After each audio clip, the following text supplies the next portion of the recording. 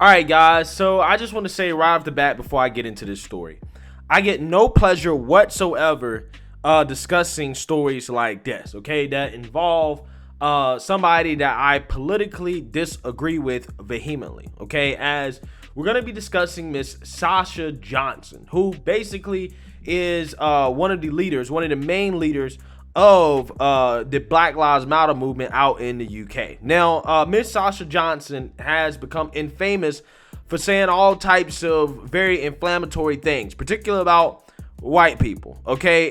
And, again, she's become famous for that. She's been known for that, right? She's basically a militant activist, okay? Or at least she was, until she was tragically shot in the head by, you guessed it, not the white man, but 4 black men, allegedly. And now, last week, the charges against those 4 black men were dropped. After those charges was dropped, the family is speaking out on this case and basically are surprised by the silence. They're upset that people aren't willing to speak out about it, okay? And I gotta talk about this because I'm telling you, the irony here is crazy, right? Just so much going on here. And it's funny because people like myself, black conservatives who speak out about this type of stuff, okay, we're the ones that are looked at as sellouts, right? That we're not looking out for black folks. When in reality, we are the ones that are actually looking out for black folks, right? Conservatives tend to be the ones that care about black people the most, okay? It's just that we're called sellouts and uncle you know what's just because we tell the truth. But at the end of the day, if somebody loves you, if you love somebody, right? If you love a certain group of people, you're going to tell them the truth. You're not going to sugarcoat anything with them, right? And a lot of these people get love and constructive criticism mixed up with hate. And I hope that stories like this and the lessons that are taken away from this story can bring people to a realization that black conservatives are right when it comes to discussing the issues in the black community, particularly between black people, right? AKA black on black crime, which, the woke left and activists like, this woman right here basically say don't exist, right? They'd rather focus on the white man. When the biggest threat to a black life is another black life. That is an undisputable fact. So with that being said, I want to talk about this. But before we get into this, I just want to remind you guys that if you like my channel and you like my commentary, feel free to support my channel using the links in the description below. You can support the Patreon, you can support the PayPal, you can support the merch. You can support this channel in multiple ways, including getting one of my signature racist mugs, which is a daily reminder of the 2022 definition of racist according to the left, which is basically anybody that disagrees with the Democrat Party. So you can get one of those mugs at the merch shop. So without further ado, let's go ahead and get into this. Quote, the silence of those who saw black equal rights campaigner Sasha Johnson shot is quote unquote crazy, her sister says. Miss Johnson, 28, was shot in the head during a silent disco in the garden of a house in Peckham, South London in May last year and remains in the hospital. Now, I covered that story when it happened, okay? And a lot of people were outraged by this when they thought that the shooter was white, right? When come to find out, it was actually 4 black men that did this. Everybody went silent, okay? Because apparently black lives don't matter when the suspect is black. A case against 4 men charged over the shooting was dropped last week.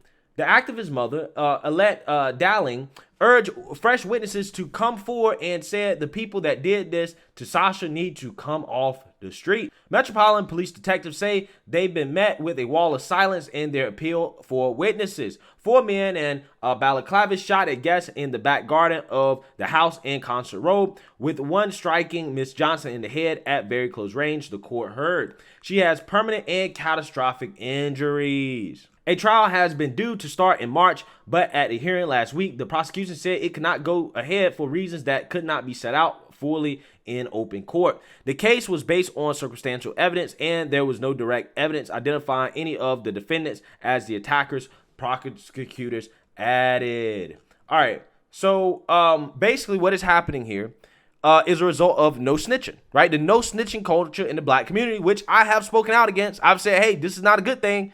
When you don't snitch, What happens is that you allow crimes like this to go unsolved. Somebody gets shot in the head. Okay, the witnesses at the party, most likely they were black. I'm guessing they were black, considering that this person is a, black militant. So I'm assuming that they're only hanging out with black folks, right?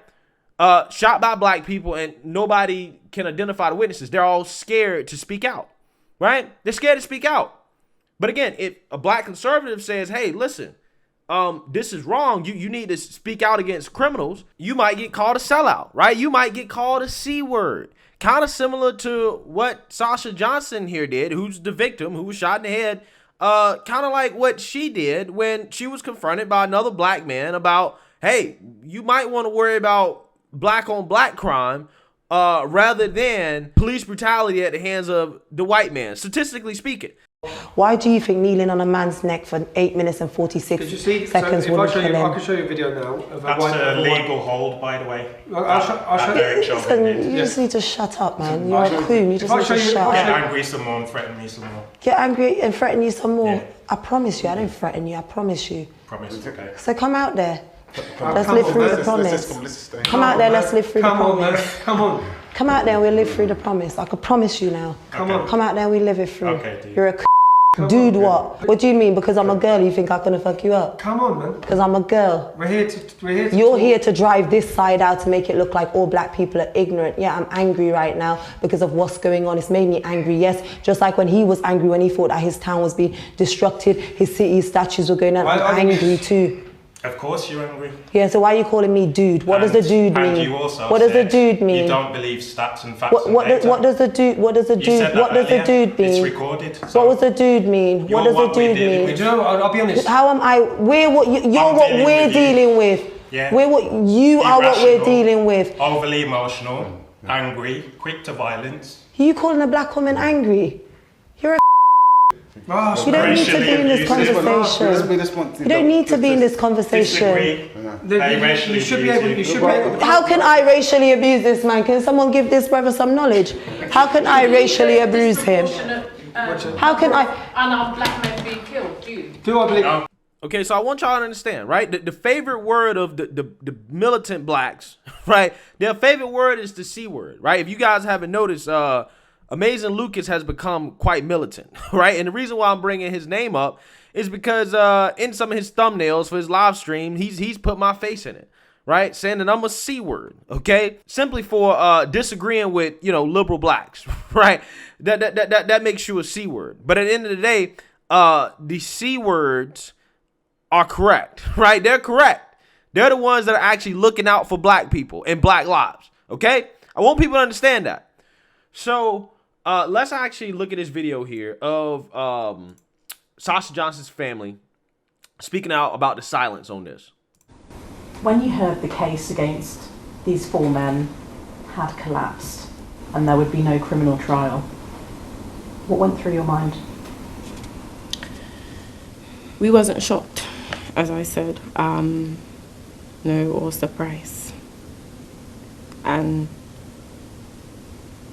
one of the only things that's kept us going is our faith. We were hurt, but we had to pull ourselves together because breaking down is not it. And we learned that it's not over. This is a bump in the road. Are you confident you will get justice eventually? Yes, we will. We will get justice, and Sasha will come and let us get justice. So again, that's sad, right? It's sad that they can't get justice for their family member because people, right, mainly black people, won't speak up and identify the victims because they're afraid. They don't want to be called a snitch, right? They don't want to be called a snitch, okay? Again, I try to tell you, when people call other people sellouts, they call black conservatives sellouts. Black conservatives are not out here killing other black folks, okay? The people that they're calling sellouts and C words and toms are not killing other black people. But the people that are actually out here killing and hurting other black people and destroying the community, they're marching the street for those people, right? They're never called sellouts and slurs, Okay? They don't get nearly as much hate as the black conservative. Again, it blows your mind, right? It blows your mind. Miss Johnson's sister, Shakira Williams, told journalists at Scotland Yard on Monday that despite the case collapsing, the family is determined to get justice. Quote, we were hurt, but we had to pull ourselves together because breaking now is not it. This is a bump in the road, she said. In a statement addressed to her sister, Ms. Williams said the family feel we all got shot in the head when Miss Johnson was hurt on the 23rd of May, 2021.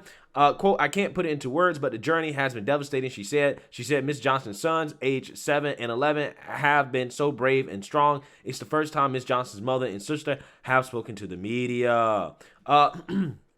Deputy Chief Inspector Nigel Penny, who is leading the continuing investigation into the shooting, said many witnesses have refused to come forward. Quote, our biggest challenge is the wall of silence we have faced when appealing for witnesses, he said. Quote, there are plenty of people there, yet many have not been willing to speak to us. I know it's daunting, but our officers are here to do all we can to support anyone who's willing to come forward. Ms. Dolan said, we need justice for Sasha, so please, I'm asking everyone at the party to come out and speak out for Sasha. Ms. Williams added, the silence is crazy. Ms. Johnson is a prominent anti-racism campaigner and a founding member of the Taking the Initiative Party. She was involved in the Black Lives Matter movement in 2020, and although not a member of Black Lives Matter UK, the organization has described her as fearless and dedicated campaigner. All right, so here's the thing. Here's the sad part about this, guys. Again, these same people, right, that she got to march for Black lives, okay? She got all these people to come out here and march for Black lives that are lost at the hands of the white man. None of them are marching and protesting for her. And I will argue what happened to her, in some cases, is worse than death, okay?